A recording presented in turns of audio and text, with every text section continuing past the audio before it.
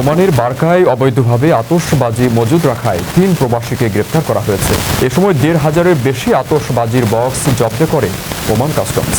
এক বিবৃতিতে কাস্টমস জানিয়েছে, সম্প্রতি বারকার প্রবাসী শ্রমিকদের একটি স্থাপনায় অভিযান চালায় কাস্টমসের compliance and risk assessment department. সেখানে প্রচুর পরিমাণে আতশবাজি মজুদ ছিল এবং ১৫০০-টিরও বেশি বাক্সের সন্ধান পাওয়া গেছে। এ সময় ৩ সন্দেহভাজনকেও গ্রেপ্তার করা হয়। রমজান শুরুর পর ওমানের বিপণী বিতান, রেস্টুরেন্ট এবং প্রবাসীদের বিক্রয় কেন্দ্রগুলোতে অভিযান জোরদার করেছে প্রশাসন। ভেজাল খাদ্যের সন্ধান মিললেই রেস্টুরেন্ট সিলগালা করে দেওয়া হচ্ছে।